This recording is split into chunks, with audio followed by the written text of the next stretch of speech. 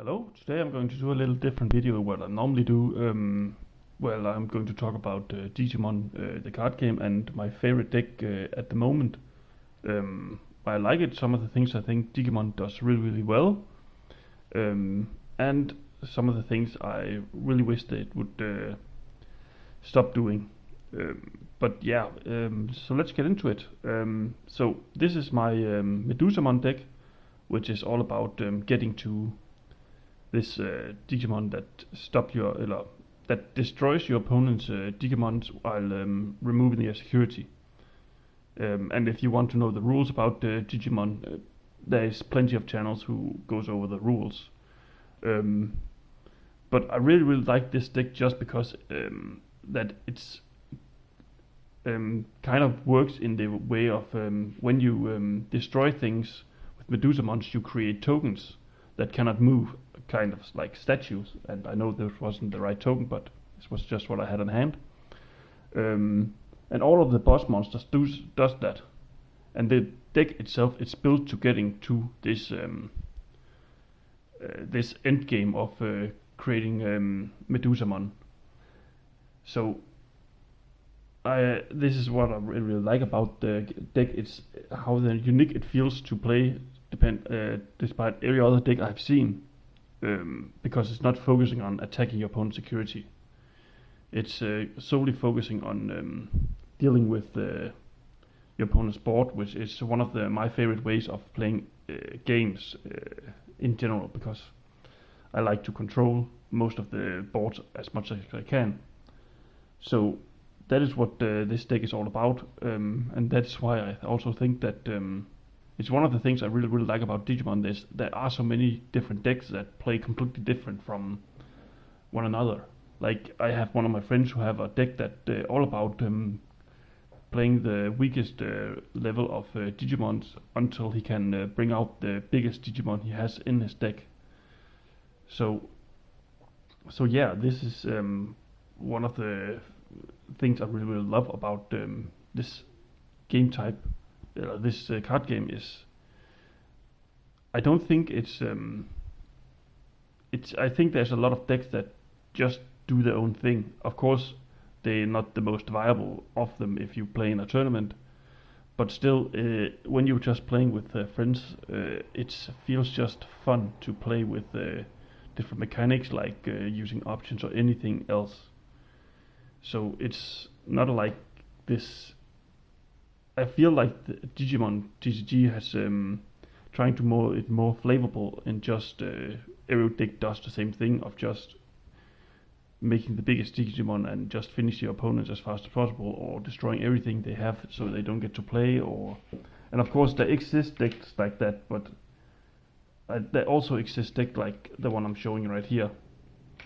Another thing I really like about Digimon is it's just not relying on the biggest Digimon, because you only have 10 mana to if you can maximum, you can play these big Digimon from your hand, but you actually get more out of it by digivolving them, just like in the show, from level 3 all the way up to level 6, because there is this inherent effect that often, if you're playing within the actual type, support your Digimon, like this Elizamon here. When your opponent's security stack is removed, gain 1 memory.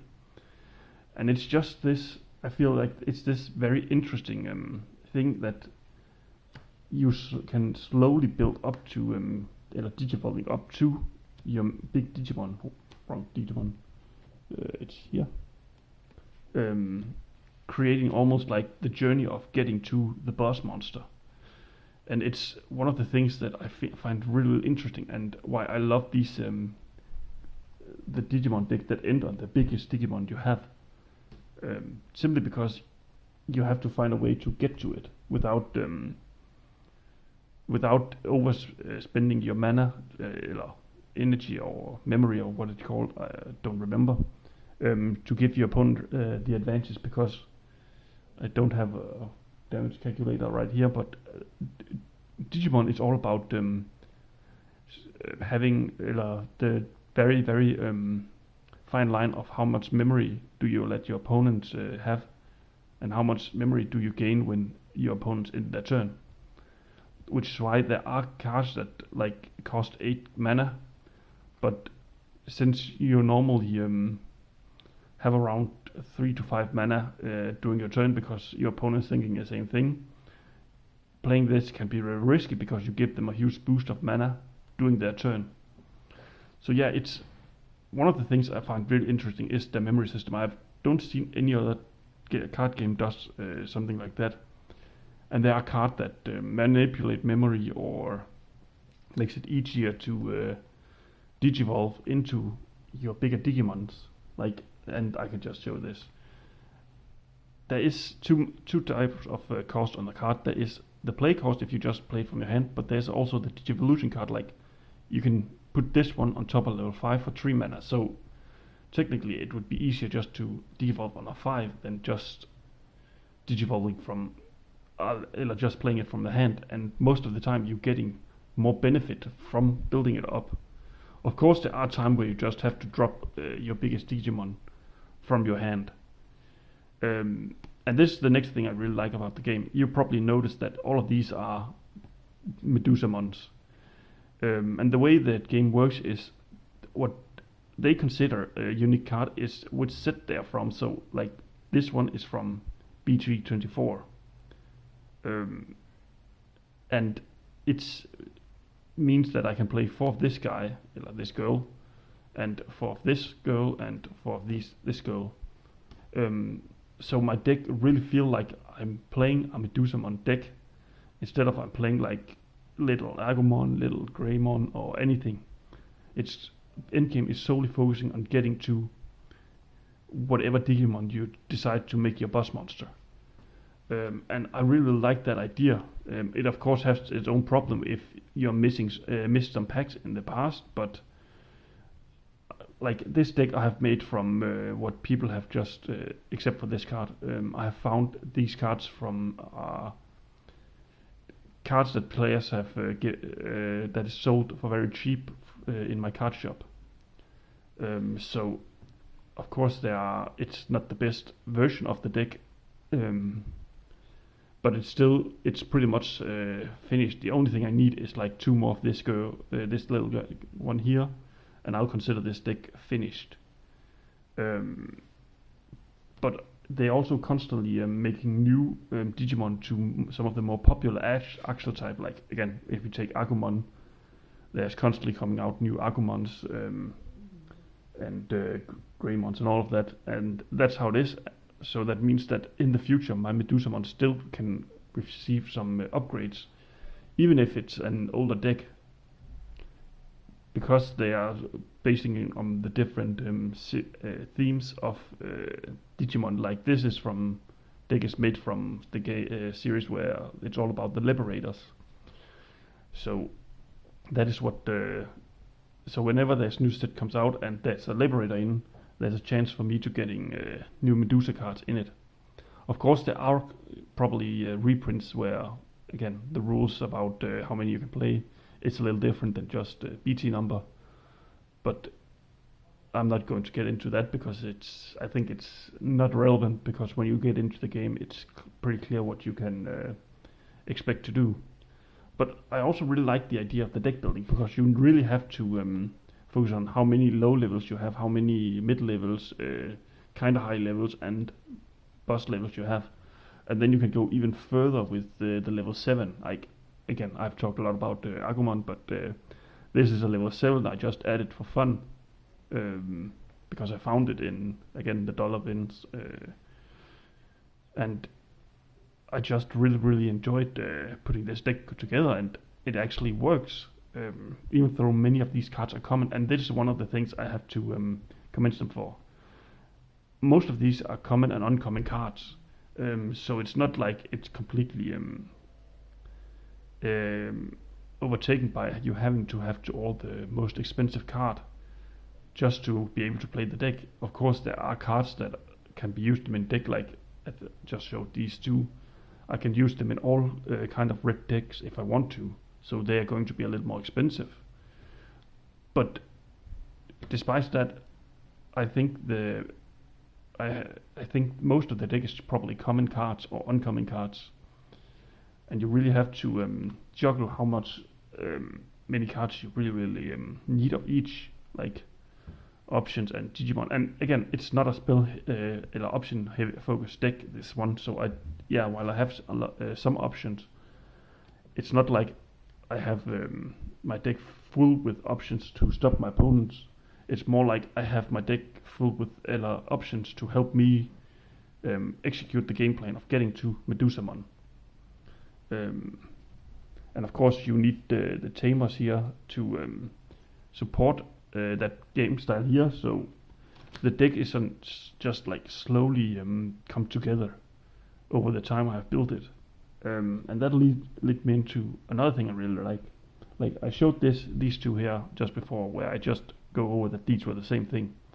This one is an alternative artwork. Of course, this is going to be more expensive, and was one of the reasons I wanted to make the deck was because I pulled this card.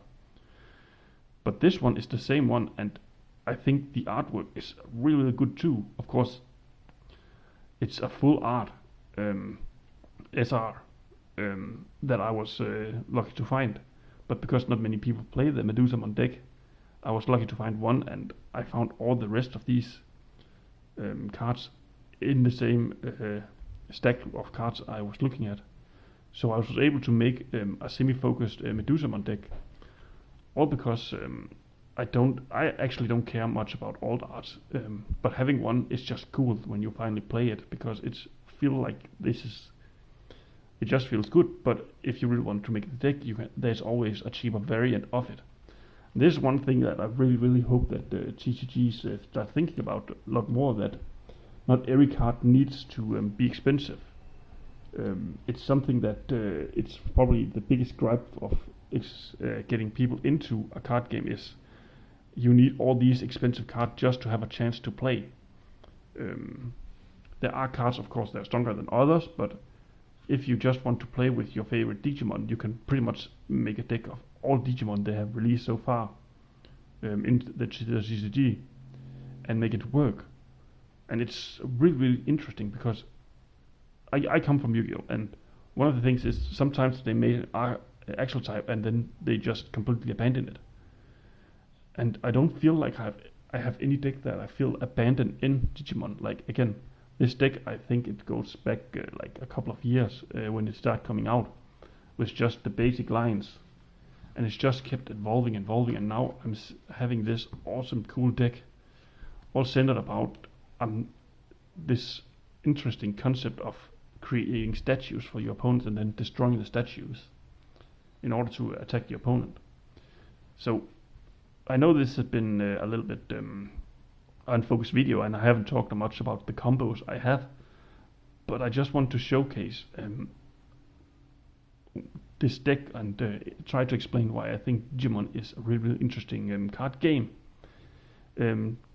Despite not being one of the more popular ones, I do think that there are very potential if they just keep not trying to create the strongest deck and then making the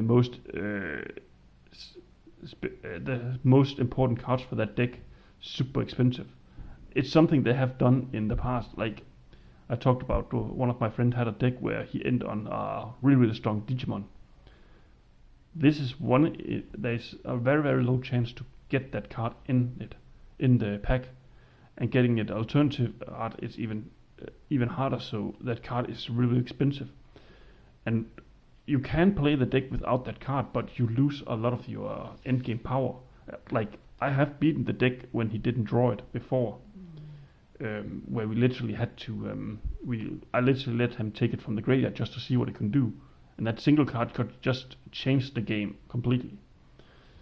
And it's something all card games do. They know which cards are really important, and they make them the most expensive one from the set, so they can keep having people opening boosters to get them. But another thing they really should stop doing is making level 3 rare. You see, level 3 is the most important piece of the deck, because it's literally most of the time you start at level 3 and then you work up to level 6. But making one of like this one is one of the most important card, and it's a rare card I haven't been able to found more than 2 of. And it's one of the most important card from the level 3, so I need to have 4 of them in my deck.